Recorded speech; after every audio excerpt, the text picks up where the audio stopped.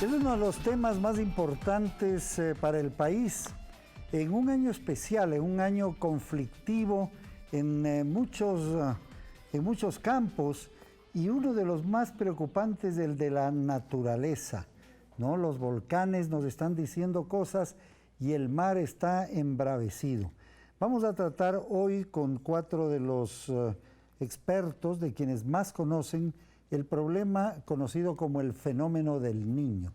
Pongan ustedes mucha atención para saber exactamente qué se conoce hasta el momento, por qué se produce el fenómeno del Niño, estamos o no preparados, qué es lo que tenemos que hacer, ya comenzó o cuándo comenzará. Es decir, hay muchísimas preguntas. Y este es un gráfico interesante sobre por qué se llama el Niño y cómo es que funcionan los mares, los vientos y las temperaturas, que lo ponemos a su consideración. El fenómeno del Niño explicado. Primero, ¿por qué le dicen fenómeno y por qué le dicen el Niño? Fenómeno en las ciencias naturales no es algo extraordinario, sino más bien cualquier manifestación física que puede confirmarse a través de la observación directa o medición indirecta. Así, por ejemplo, el Niño y la lluvia misma son fenómenos meteorológicos. El nombre del Niño se lo pusieron los pescadores del puerto de Paita, al norte del Perú, en alusión al Niño Jesús, ya que este fenómeno hacía su aparición en la temporada navideña. ¿En qué consiste el Niño? Este es el comportamiento normal del clima en el Océano Pacífico. Parte del recorrido de los vientos alisios es de este a oeste. Estos vientos empujan el agua caliente de las costas sudamericanas en su dirección de viaje, de manera que esta agua se amontona al lado oeste del Océano Pacífico, alrededor de Oceanía y Asia. Lo que sucede en Sudamérica es que esa agua caliente que se está yendo es reemplazada por agua fría que es empujada desde los fondos oceánicos, que es llamada corriente de Humboldt. Esto genera una diferencia de temperaturas a través de todo el Océano Pacífico, lo cual nos da agua caliente amontonada a un lado y agua fría al otro. El agua caliente, al evaporarse y condensarse, le da a esa parte de Oceanía y Asia un clima tropical, favoreciendo las lluvias. En lo alto de la atmósfera, el viento se mueve en dirección opuesta, lo que da como resultado a un sistema de circulación de aire que constantemente empuja las aguas cálidas hacia el oeste. Esto es lo normal, pero el fenómeno del Niño, el cual ocurre de manera irregular en intervalos de 3 a 5 años, cambia todo esto drásticamente. Empieza con una fuerte caída de los vientos alisios, lo que ocasiona que el sistema de circulación de aire se interrumpa y las aguas cálidas que se encontraban en Oceanía y Asia se dirijan hacia Sudamérica. Cuando ahí llegan estas aguas, se evaporan y producen las fuertes lluvias inusuales a lo largo de toda la costa, mientras que al otro lado del Pacífico el clima se vuelve seco, dando lugar a terribles sequías. Provocan desastres naturales y escasez de peces, no solo en las zonas antes mencionadas, sino alrededor de todo el mundo. Pero, ¿podemos acaso controlar el Niño? Pues no. Para hacer eso tendríamos que controlar la temperatura de los océanos, y debido a la cantidad de agua en estos, necesitaríamos usar toda la energía creada en la explosión de 400.000 bombas de hidrógeno de 20 megatones cada una. Si podríamos hacer eso, podríamos calentar el Océano Pacífico a voluntad, pero tendríamos que volver a enfriarlo, así que hasta que no desarrollemos una manera alterna de hacerlo, solo nos queda prevenir, estar muy alertas y brindar toda nuestra ayuda a los damnificados.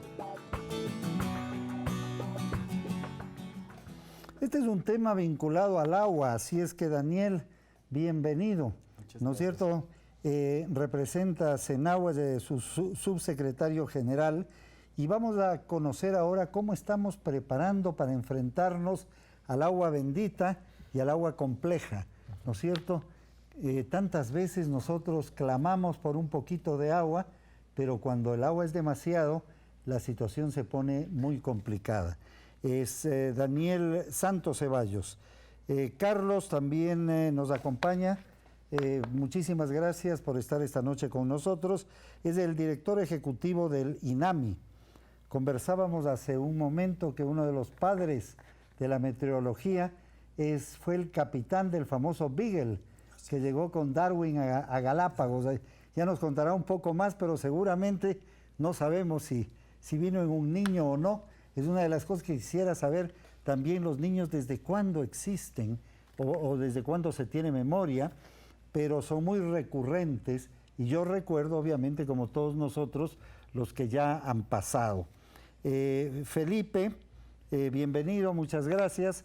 Felipe está apenas 15 días acompañándole al almirante Luis Jaramillo en esta función tan importante que nuestra querida compañera María del Pilar Cornejo la desempeñó durante algunos años con muchísima eficiencia.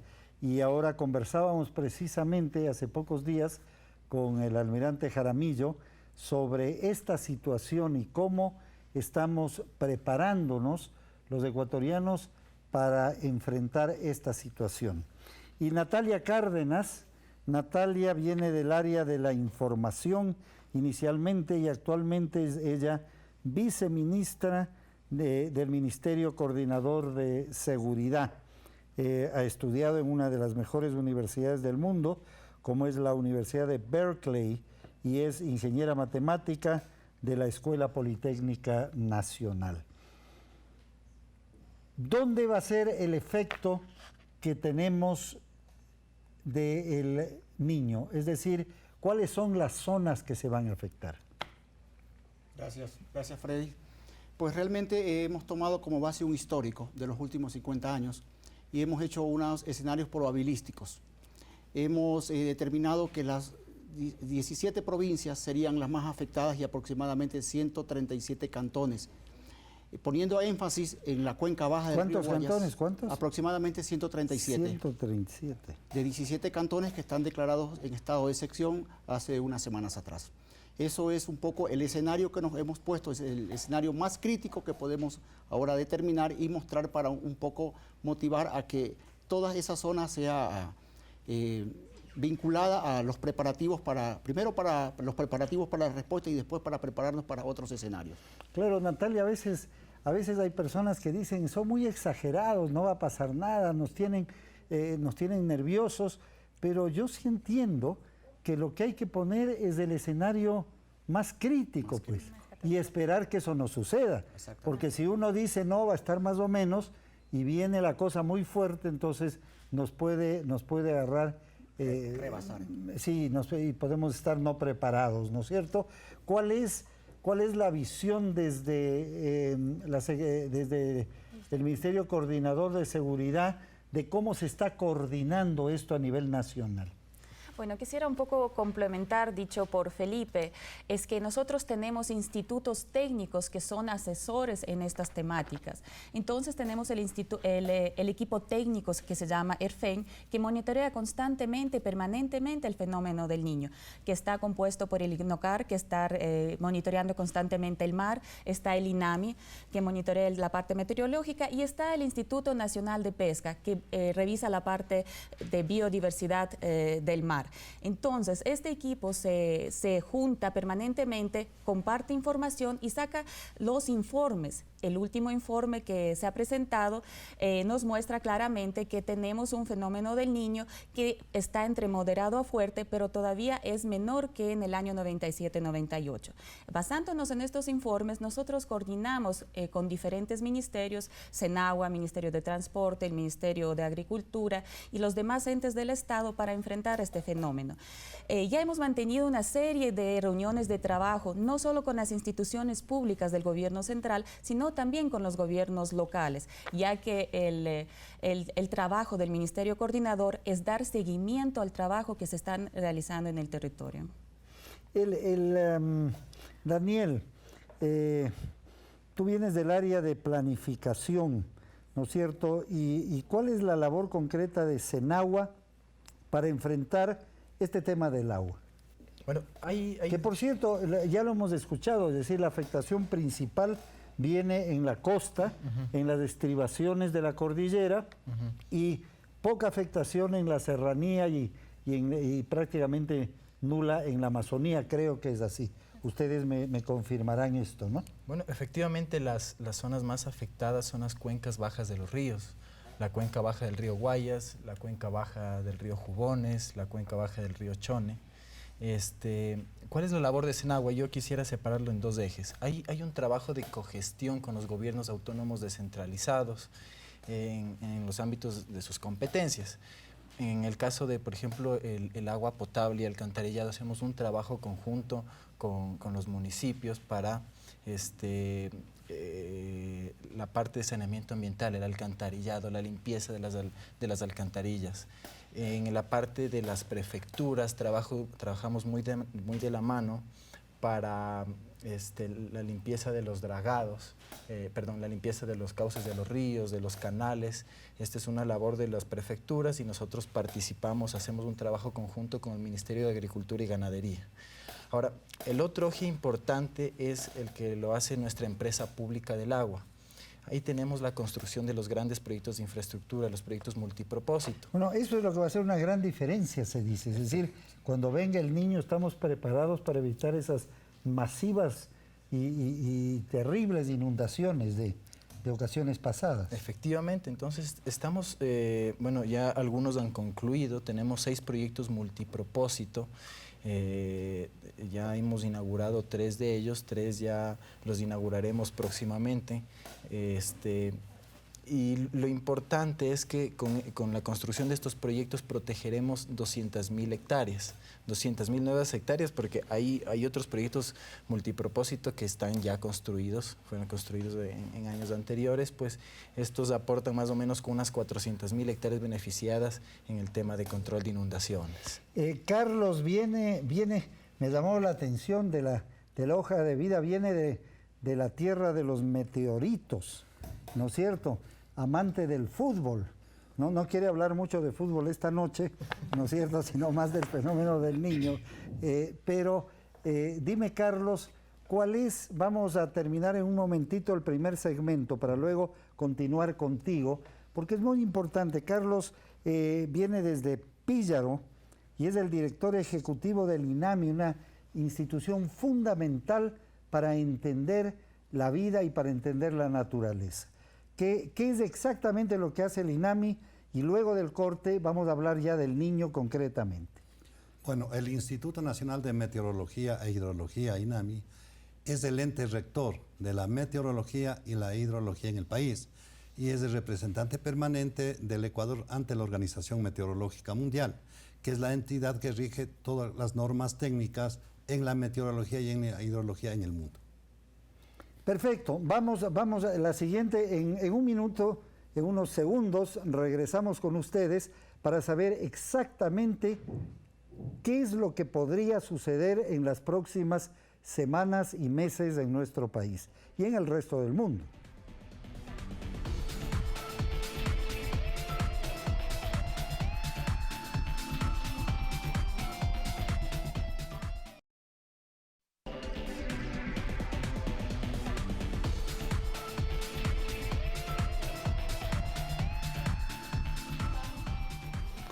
Por cierto, Carlos, la Organización Meteorológica Mundial, que tiene su sede en Ginebra, en Suiza, ha sido una de las organizaciones que más ha trabajado para el problema del cambio climático. Yo tuve la oportunidad de conversar con el director saliente, ¿no?, un destacado científico francés, que presentaba el dramático panorama del mundo si es que no hacemos este cambio, que hay un poco de optimismo con lo acontecido en París, ¿no es cierto? Y el fenómeno del niño también puede ser parte de todo esto, aunque es un hecho cíclico. ¿Cuándo comenzó esto? Cuando vino Darwin ya ocurriría esto. ¿Cuál es la historia, Carlos, del niño? La historia del niño se remonta a muchos años atrás y muchos siglos pasados. Los historiadores, los investigadores han ido encontrando diferentes índices, diferentes señalizaciones o huellas que dejaron los diferentes niños. Max Philander, un científico americano, él fue tan claro cuando él decía de que el niño no es recién, no es de este siglo, ni del siglo pasado, ni del anterior. Esto siempre existió, unas veces con mayor intensidad y otras veces con menor intensidad. De lo que nosotros acá en el país tenemos registros, comienza allá a partir del año 1950, Luego tenemos en el año 1972, 73, donde ya va quedando datos históricos. Luego tenemos el 82, 83. Luego el 86, 87, 92, 93, 97, 98. En este siglo ya lo tuvimos cuando se anunciaba en el 2006, después en el 2009, 2010 y ahora el actual que estamos en el 2014, 2015, 2016. El año pasado ya se observó una cierta anomalía de este comportamiento anómalo que tiene la temperatura en la parte oceánica. Yo veía, Felipe, ayer unas noticias en la prensa peruana que eran alentadoras.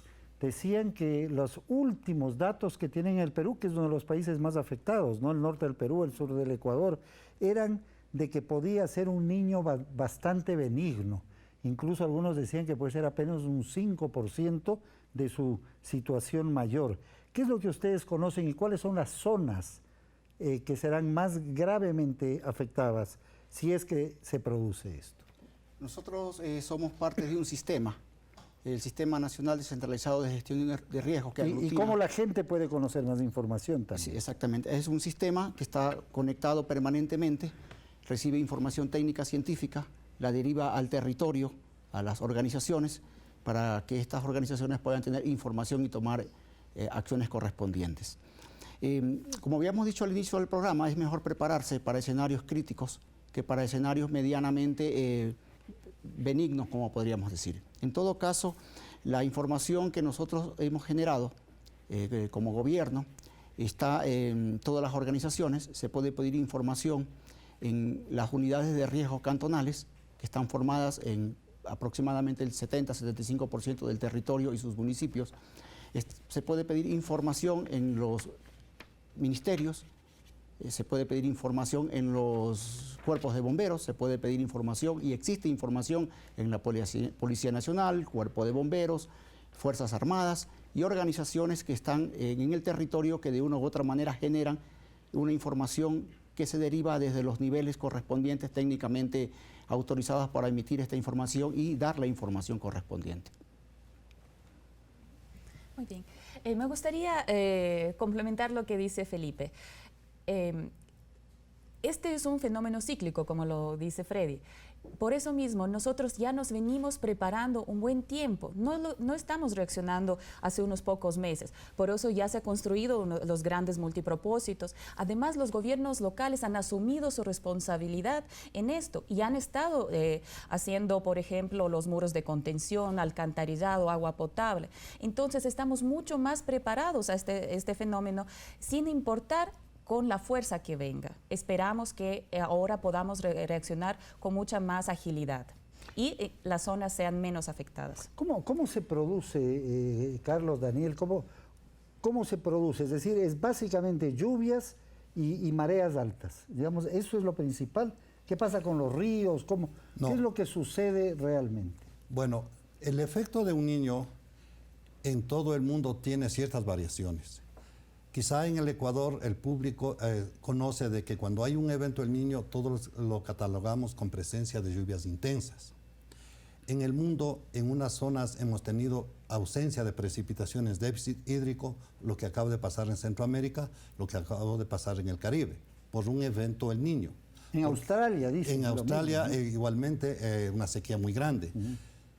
En el Ecuador, nosotros en los diferentes niños, de acuerdo a los datos históricos que manejamos, observamos de que los niños no son el uno similar al otro, tienen cierta variación.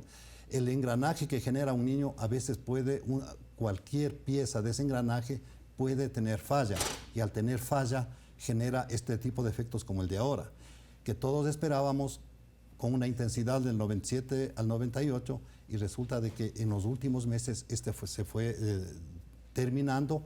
¿Por qué? Porque un sistema que es el sistema de alta presión comenzó a actuar más de lo normal, se ubicó en la más... ¿Qué es esto de la alta presión? La gente no sabe bien un sistema de alta presión. Es un sistema meteorológico que se ubica en la parte sur del Pacífico, pegado a nuestras costas, y es un sistema como un ventilador que ventila se mueve, cuando se pega a nuestras costas, bloquea la humedad de la cuenca amazónica. O sea, son vientos. Son vientos. Justamente allá estoy yendo y generan los vientos alisios. Esos vientos alisios en esta época y para este fenómeno del Niño se esperaba de que esté debilitados y solamente ese parámetro no se ha debilitado. Y eso es lo que ha detenido el avance de la zona de convergencia intertropical, que es el sistema, en cambio, que es una franja que da la vuelta a todo el planeta y que es el sistema que se activa cuando tenemos un evento del Niño y se ubica en una posición en el tiempo mucho más antes de lo que debía estar y genera lluvias como fue en el 97-98 y que hoy aún se encuentra, ya ha intensificado ligeramente, pero no está actuando. ¿Por qué? Porque la otra parte, que es la temperatura del mar, no ha alcanzado los índices necesarios para producir mayor evaporación y la formación de nubes que generen lluvias. Felipe, tú vienes del área del voluntariado, ya toda la vida trabajando como voluntario, trabajando en la Cruz Roja. Yo creo que esto es vital en este momento. Es decir, como que todos deberían ser voluntarios. Cuando ocurre uno de estos hechos, el voluntariado es fundamental. Se activa inmediatamente. Hay una organización del voluntariado. En Guayaquil hay aproximadamente 57 organizaciones del voluntariado, solo en Guayaquil, sin sumar lo que existe en el resto del país. El voluntariado es una fuerza incontenible cuando está bien organizada y bien dirigida. Los voluntarios son los que llegan a complementar la labor de los funcionarios, sean nacionales, provinciales o locales. Es una fuerza que está organizada, tienen sus tareas específicas, son expertos en rescate, son expertos en evaluación, llegan a complementar. Es una fuerza que realmente el gobierno nacional la ha impulsado mucho. La Secretaría del Riesgo tiene una base del voluntariado a nivel nacional que se activa en base a protocolos y procedimientos. Esto es importante porque el voluntariado siempre está activo, siempre está listo, siempre está capacitándose, siempre está en el territorio, lo que lleva a sumar esfuerzos en esta gran tarea de estar preparados, juntos y comprometidos más que todo. Eso es un tema de compromisos. El evento que está en curso, podríamos decir, podría durar 5 meses, 6 meses, 7 meses, y de lo que yo recuerdo de mi experiencia 81-82, el invierno como que se juntó. Eso fue grave, fue muy en el grave. periodo de Jaime Roldós y sobre todo Osvaldo Hurtado, ¿no es cierto? Sí, fue por esa época. Justo cuando fue el retorno a la democracia en el periodo, yo recuerdo, fue durísima la situación en aquella ocasión. Hay un tema importante que se está ventilando a nivel nacional, que es un tema de la ley del voluntariado. Hay un voluntariado realmente bastante importante en Cuerpo de Bomberos, en la Cruz Roja, en la misma Protección Civil y en organizaciones del país. Esta organización está en una base de datos que de una u otra manera la tenemos en nuestras manos para poder activar de manera inmediata, siempre y cuando podamos nosotros tener la necesidad de activar al voluntariado. El voluntariado es una fuerza comprometida, que ha llegado a sumar y seguirá sumando esfuerzos a todo lo que es país. ¿Cuánto exactamente, cuándo podría comenzar el Niño o ya comenzó el Niño? Tenemos ya las manifestaciones del Niño, por ejemplo, el incremento de la temperatura del aire, la temperatura del mar, el incremento del nivel del mar en el perfil costanero, la profundización paulatina que ha ido teniendo la isoterma de 20 grados, esta estaba inicialmente sobre los menos de los 50 metros, hoy ya está más de los 50 metros, se ha ido profundizando. Entonces, todos esos parámetros tienen que estar ya en su posición normal, alcanzar los índices respectivos y a partir de ahí, inmediatamente, conjuntamente con la entrada de la época lluviosa, nosotros vamos a tener la presencia, la afectación total en la parte del litoral. Aquí hay que aclarar algo importante. Nosotros cada mes hemos tenido el asesoramiento, la NOAA de los Estados Unidos, y ellos son tan claros cuando nos dicen que hay que prevenir especialmente la parte norte del Perú y la parte centro y sur del Ecuador, que pueden ser que en este evento que se estaría dando en el mes con mayor intensidad a mediados del mes de enero, inicios de febrero, puede esa zona sufrir fuertes precipitaciones. Pero me dicen que Esmeraldas, por ejemplo, en la frontera con Colombia, ha sufrido precisamente en estos días unas lluvias preocupantes, ¿no? Indudablemente, no solamente Esmeraldas, la parte sur del país también sufrió impactos con unos... Es como que las zonas fronterizas han me sufrido decían bastante. más que Manabí. Exactamente. ¿Por qué?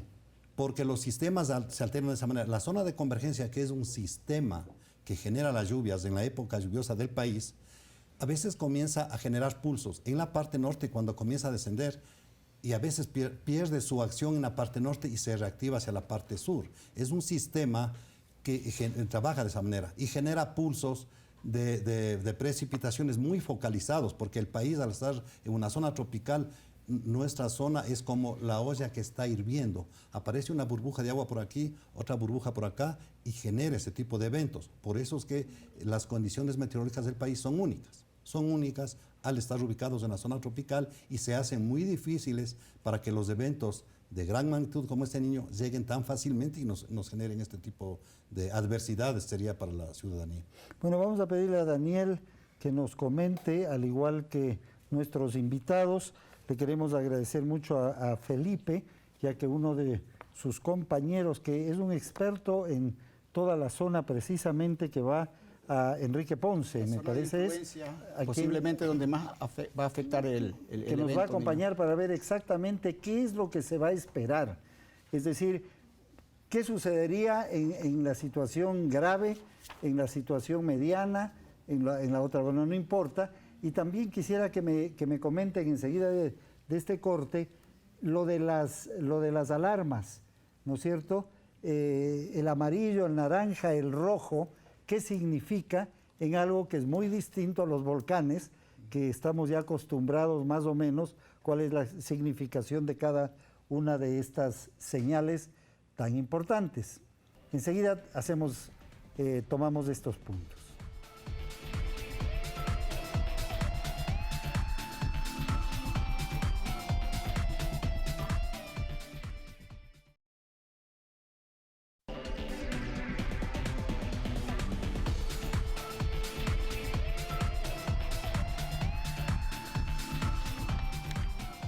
Muchas gracias a todas las personas que nos envían sus mensajes al hashtag Ecuador Buen Vivir.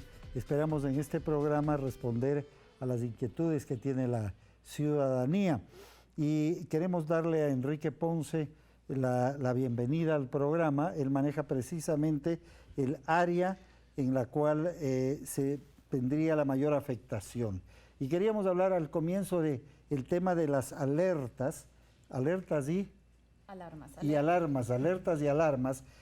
¿Cómo se inicia esto? ¿Quién da las indicaciones? ¿Quién hace sonar la alerta?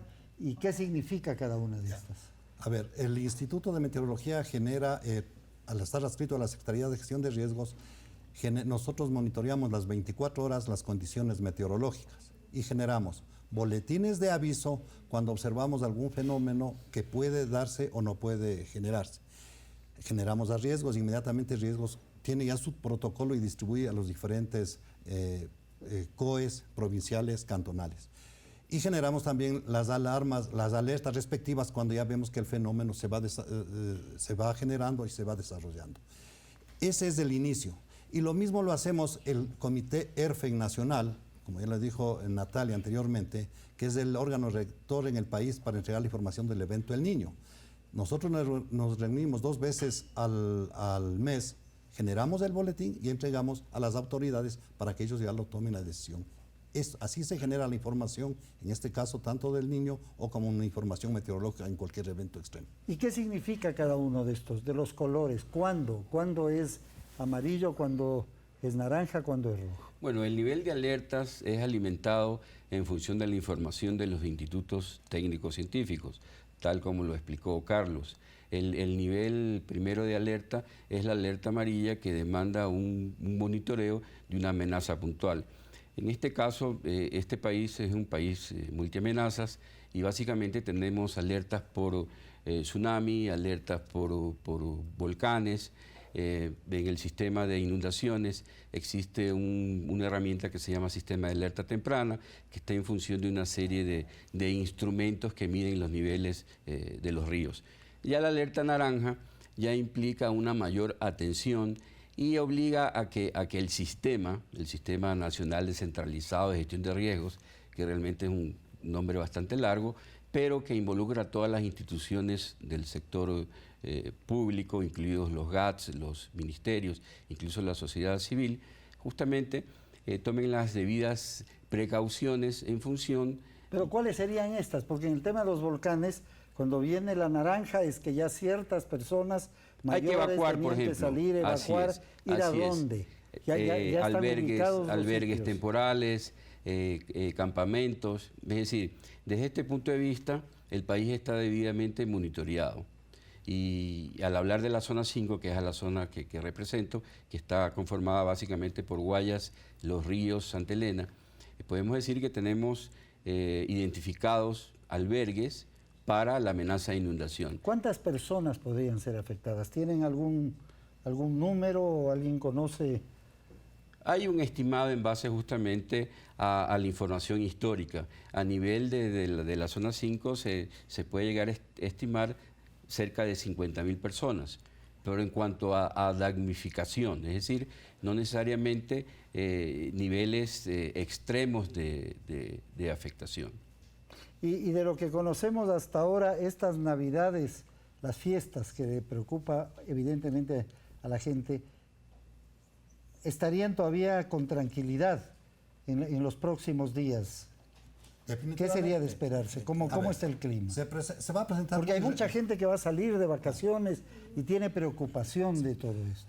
Nosotros hemos dicho, las precipitaciones en la región litoral sí se van a presentar, especialmente en la parte norte de la región litoral y hacia el interior. Todas las zonas están hacia el interior.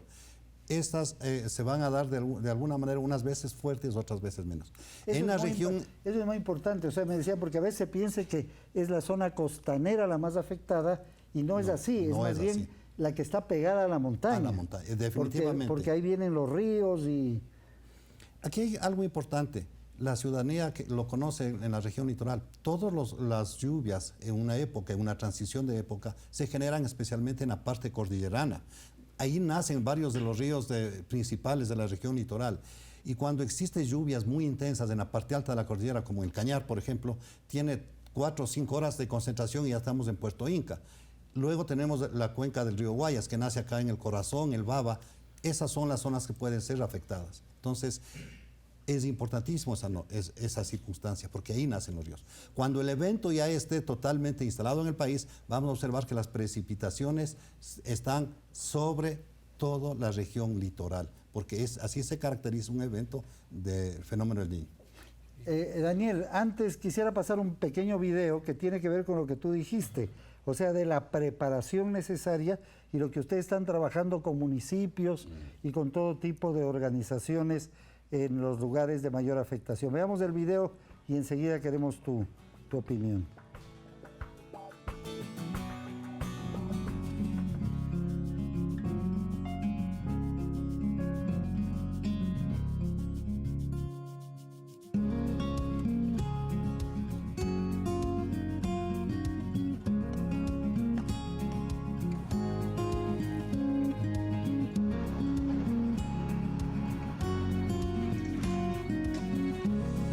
Cuando llega un niño, son necesarias varias manos.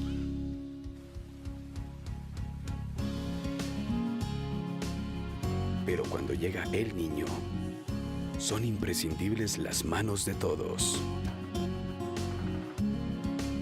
Ecuador listo y solidario.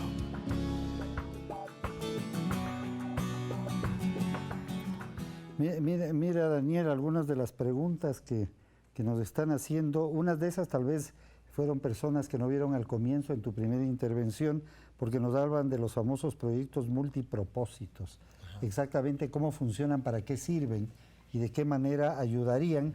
Y además, luego quisiéramos conocer, Natalia, sobre el calentamiento global, si es que esto tiene que ver o no con el tema del fenómeno del Niño.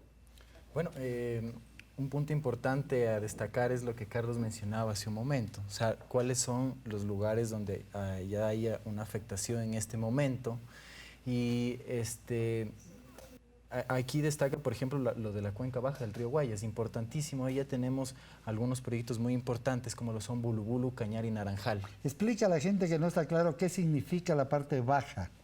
La parte baja es ya la parte que está muy próxima al mar. Ya. Como decía Carlos, los ríos nacen en la cordillera.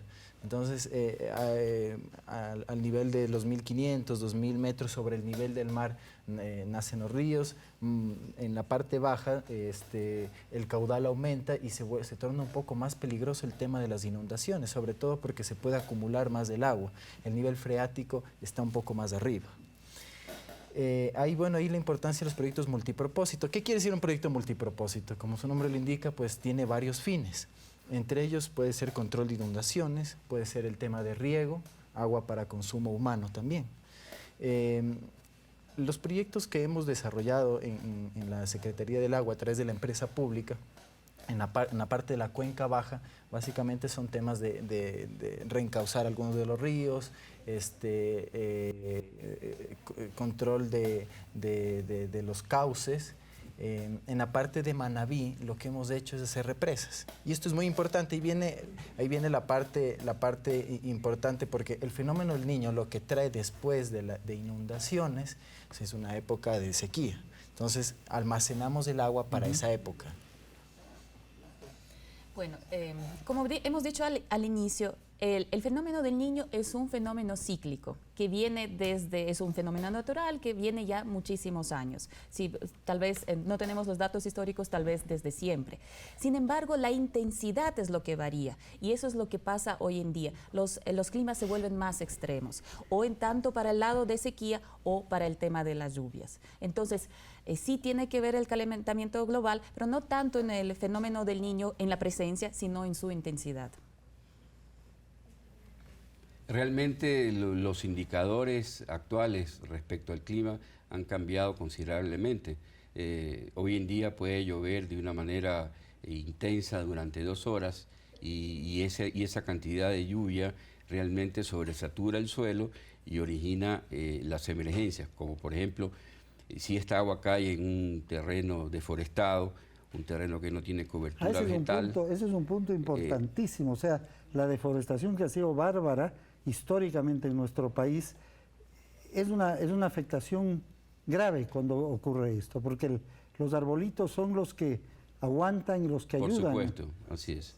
Y esto básicamente se da por el mal uso del suelo, en cierta medida, ¿no? No respetamos la naturaleza, no respetamos el debido ordenamiento del territorio y justamente se eleva el nivel de vulnerabilidad de la gente, ¿no? Justamente por la falta de cumplimiento de la normativa vigente, ¿no? ¿Cuán listos estamos? ¿Cuán listos estamos para enfrentar estos problemas? Yo iniciaría diciendo que en el actual gobierno ha permitido que las entidades y los institutos públicos de investigación, los IPIs que somos actualmente, se pueda trabajar, se pueda investigar y se pueda ya entregar información. Esto es el caso, por ejemplo, el INAMI. Nosotros no trabajábamos 24 horas, por eso es que los productos que salían anteriormente no eran confiables, porque teníamos un lapso de 12 horas en que no se monitoreaba. Y en ese lapso de 12 horas... ¿Y qué instrumentos tienes? O sea, ¿cuáles son los instrumentos fundamentales para nosotros hemos mejorado la red que está en todo el Ecuador distribuido, las estaciones meteorológicas convencionales. Hemos ido cambiando allá la parte automática, poniéndonos a la par de los países vecinos. Esas estaciones automáticas nos transmiten a nosotros en función de las necesidades cada 5 minutos o cada minuto la información del campo. Luego, en la parte de modelación, que era una de las cosas que el país no lo tenía. Hoy el INAMI ya está trabajando en modelos y hay un compromiso presidencial que estamos terminando con la Escuela Politécnica Nacional de generar ya modelos adaptados hacia la realidad de nuestro país, conociendo la parte topográfica, que era una de las condiciones, teniendo una cordillera de los Andes que atraviesa de norte a sur, en donde existen muchos microclimas, conociendo de que unas veces nos afecta desde la cuenca amazónica, la humedad genera ya, otras veces desde la parte oceánica, como el evento que estamos próximos, y otras veces cuando un sistema se ubica sobre nosotros y bloquea toda la humedad. Entonces, conociendo eso, hemos ido trabajando. Y la fundamental es el monitoreo continuo las 24 horas, que nos permite a nosotros prevenir y poder entregar información necesaria para la prevención necesaria. Daniel, si tenemos cortito y enseguida continuamos. Para contigo. complementar lo que dice Carlos, yo creo que algo importante que hay que destacar es también la planificación. Entonces, la planificación de largo plazo que se hace a través de la Secretaría del Agua, a través de la Ley de Recursos Hídricos que fue aprobada el año pasado, estamos trabajando en el Plan de Gestión Integral de Recursos Hídricos. De esta manera nosotros ya planificamos toda la infraestructura que debemos construir en los próximos años. Entonces, los proyectos que hoy están ya próximos a inaugurarse, los que ya hemos inaugurado, Bulubulu, Cañar Naranjal, Multiplechón, obedecen a una planificación que ya la estamos plasmando. La planificación la estaremos terminando en los próximos años. Deberemos tener una coordinación estricta con el Instituto Nacional de Meteorología. Y algo adicional que quería complementar también es el tema del cambio climático, ¿no? Nos enfrentamos a un gran reto como Secretaría del Agua, como Estado, con la planificación y con el cambio climático. Hay temas que a veces no los podemos predecir. Se nos viene pues un reto importantísimo ahí. ¿Podría no ocurrir el fenómeno del Niño? ¿Qué es lo que debemos hacer? ¿De dónde salen los vientos? ¿Por qué se producen? Que es uno de los grandes misterios de por qué y dónde y cuándo salen los vientos. ¿Cómo cómo está cambiando el tiempo, las temperaturas, las lluvias, etcétera? Lo vemos enseguida en la cuarta y última parte de Acuerdo para el Buen Vivir.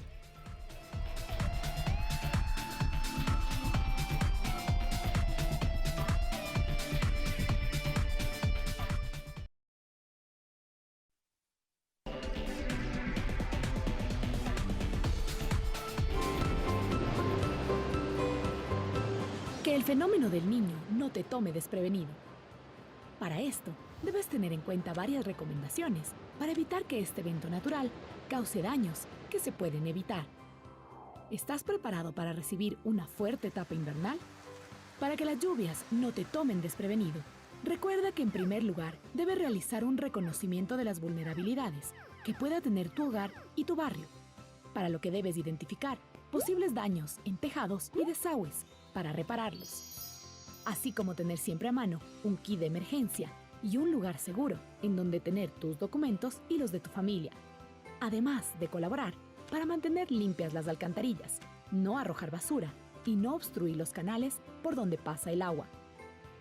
Recuerda, hay que estar preparado en caso de que exista una evacuación por inundaciones. En este caso, hay que identificar cuáles son las zonas seguras y albergues, que en general están ubicadas en las zonas más altas, y ponerte en contacto con amigos y familiares para fijar a estos como puntos de encuentro. El fenómeno del Niño está llegando a nuestras costas. Por eso, ahora es tarea de todas y todos estar prevenidos para así evitar que este ocasione pérdidas materiales o peor aún, humanas.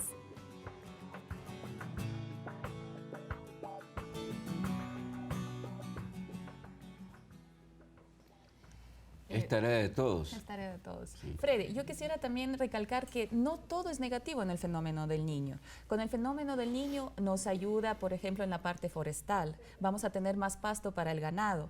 Vamos a poder recargar nuestros acuíferos. Se va a favorecer a ciertas especies de pesca, el camarón, el cacao. Entonces sí existen ciertas cosas que nos favorecen y tenemos que aprovecharlo. Y para eso hemos estado planificando y esperando ya el fenómeno del Niño. Qué bueno es esto de las voces de optimismo, ¿no es cierto? Porque a veces somos muy pesimistas, hay gente que todo lo ve mal, o sea, se levanta mal, se acuesta mal, todo está mal. Y que tú digas que cuando viene esto, siempre en todo hay algo bueno. Me parece muy bonita tu pensamiento, ¿no? Un dato importante, la recarga de los acuíferos, ¿no? Más de 250.000 hectáreas en el país se riegan con agua de pozo, aguas subterráneas. Entonces, importante también que estos eventos cíclicos se den para la recarga de los acuíferos, para mejorar la calidad del agua de los acuíferos. Ahora, recordemos que el agua no solo de pozo no se utiliza solo para riego, sino también para agua para consumo humano. Es importante también recalcar que se está generando una nueva cultura de gestión de riesgos. Se está trabajando a nivel de la comunidad, y al hablar de comunidad nos estamos refiriendo a los niveles de mayor vulnerabilidad. Y justamente es un trabajo que el gobierno viene emprendiendo desde hace algunos años atrás. Y apuntamos ¿a qué? A la autoprotección. Realmente, si la ciudadanía no se autoprotege, no habrá medida alguna que permita mitigar. La agricultura también sale favorecida, porque todas las zonas que son inundadas, la agua que llega hacia las partes bajas va llevando sedimentos, y eso permite que una vez que se haya evaporado todo el agua, queden fertilizados los suelos, porque fueron arrastrados sedimentos desde las partes altas que van con minerales. Entonces, no todo es negativo. Sí, se producen las inundaciones, pero después de eso, la agricultura también surge por este tipo de ayudas que la naturaleza lo hace cuando tenemos un evento adverso. El otro aspecto también que es importante es de que en el país nosotros, a través del ERFEN nacional, ya podemos dar información que sea válida para que el gobierno tome las respectivas decisiones. Y ya no nos dejemos sorprender cuando alguien por ahí o alguna agencia internacional dice viene tal evento, mientras la entidad nacional no entregue esa información, nosotros no debemos confiarnos de ellos. Eso es importante, monitorear las redes sociales oficiales, justamente para que la ¿Dónde comunidad... y cómo se monitorea? Hay cuentas en Twitter, cuentas en Facebook. O sea, lo que se busca es fenómeno del niño. Así Existe es. la página oficial, elniño.com. elefem.com, entonces ahí se puede encontrar toda la información relevante al fenómeno del niño y sobre todo cuáles son, qué es lo que nosotros tenemos que hacer como ciudadanía para enfrentar el fenómeno. Tú preguntabas qué tan preparados estamos. Tal vez el 100% nunca lo estaremos, pero sí estamos preparados. Existen las albergues ya preparados, las instituciones públicas, incluso los funcionarios estamos mucho más preparados. La ciudadanía está capacitada. En los últimos eventos de este fin de semana, la ciudadanía ya sabe a dónde tiene que ir, a dónde tiene que salir y a quién acudir. Tenemos cámaras del ECO 911 ya instaladas en toda la costa del Ecuador, en donde ya podemos ir monitoreando en vivo cuáles van a ser las emergencias. Se dice que Ecuador sería tal vez uno de los países mejor preparados en América Latina. O sea, que tiene un sistema, muchas cosas han cambiado. ¿Es verdad esto? El sistema ha sido fortalecido a nivel de la localidad. Hoy en día, un alto porcentaje de los municipios, de los GAT cantonales en el país, poseen las unidades municipales de gestión de riesgos, que son las instancias llamadas justamente no solamente a monitorear los territorios que administran, sino a responder en una primera instancia ante la emergencia. Eso es un cambio radical en la gestión del manejo de las emergencias, el cual tiene que ser debidamente posicionado. Estoy mirando uno de nuestros televidentes pregunta si hay mapas y dónde pueden ver los mapas donde se vea cuáles son las zonas, sí, así como había de los volcanes. Por supuesto. ¿Cuáles van a ser las más afectadas? ¿Dónde y cómo se encuentran estos mapas? Los mapas se encuentran en la web de la Secretaría de Gestión de Riesgos, justamente en la pestaña ENUS, también hay en la página web del Ministerio de Seguridad. Es decir, hoy en día realmente la información relacionada con zonas de vulnerabilidad ante una amenaza puntual existe y está a la mano. Es cuestión de que la ciudadanía entre a los diferentes portales que tiene el sistema y podrá ver justamente en función de dónde vive si está en una zona de alto, mediano o bajo riesgo. Carlos, yo había hecho dos preguntas. La una, ¿puede no venir el tan anunciado niño? ¿Puede no llegar? Y la otra de los vientos. Dicen que es uno de los misterios de la vida. Hay dos cosas importantes. En el país debemos prepararnos para cualquier tipo de eventos. Puede ser de que el niño no llegue con toda su intensidad, pero la época lluviosa del país, la región litoral, comienza a finales de diciembre y termina en el mes de mayo. O sea, la época lluviosa va a estar presente. A esta época lluviosa, si es que hay la acción del mar, va a intensificar las precipitaciones y vamos a tener un incremento. Por eso habló Natalia al inicio, cuando dijo que tendríamos de un niño fuerte a moderado, en ese tipo de condiciones. Entonces debemos prepararnos, porque no necesariamente debe ser solamente un niño.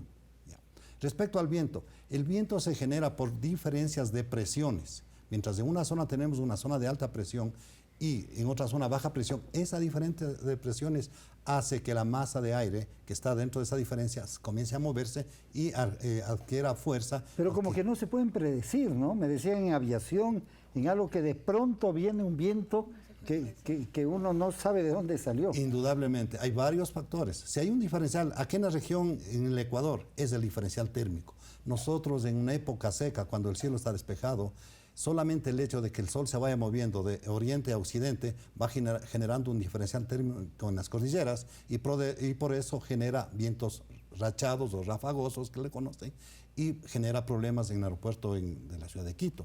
Por ese diferencial térmico, solamente el hecho de moverse e inclinarse. Bueno, complementar un poco cómo estamos preparados. Y estamos preparados porque tomamos la decisión en el momento exacto para construir estos proyectos. Son 4 proyectos que están terminando antes de la entrada del fenómeno del Niño: múltiple chone, control de inundaciones Bulu-Bulu, control de inundaciones Cañar y control de inundaciones Naranjal. Entonces, con estos proyectos son más de 200.000 hectáreas las que estamos protegiendo. Algo que me llamaba un poco la atención de las preguntas que tiene la ciudadanía es qué es lo que hacemos más allá de los proyectos multipropósito. Estamos trabajando en la limpieza de los canales, limpieza de dragado, limpieza de los ríos, muy importante para que cuando haya un mayor flujo de agua, el agua puede circular de manera un poco más libre por estos canales, un poco más limpios. Algo importante también en los 2 videos que los vimos es que es importante que la ciudadanía también participe en esto. Se necesita de una cogestión. ¿Cómo lo hacemos? La limpieza de las alcantarillas es importante, limpieza de canales, no obstruir los canales, no obstruir los canales de drenaje. Las alcantarillas, reitero, muy importante que estén siempre limpias. Tenemos 30 segundos para cada uno de nuestros queridos invitados ahora. El mensaje de ustedes al país, cualquier información que no se ha dado y que debería darse. Bueno, quisiera decir a la ciudadanía que confíe en las instituciones públicas. Es muy importante que trabajemos en conjunto con la ciudadanía, como decía Daniel, en la limpieza, en la autoprotección. Sin ustedes nosotros no podemos enfrentar al fenómeno del Niño solos. Su participación es fundamental en este proceso. Sí, este es un proceso que no obedece justamente a la posibilidad de ocurrencia del Niño, ¿no? Nosotros venimos trabajando desde hace muchos años justamente preparando a la población y preparando a las instituciones. Reiteramos que es importante de que las personas ejerzan el principio de autoprotección.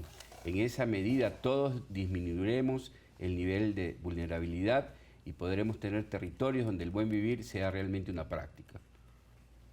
El Instituto de Meteorología genera información las 24 horas del día. La página web del INAMI es www.serviciometeorologico.gov.es y el teléfono para cualquier consulta, el 2246-407, aquí en la ciudad de Quito. Creo que hay que repetirlo poquito a poco, porque si no hace rato te dicen, no, un lápiz, ¿quién tiene?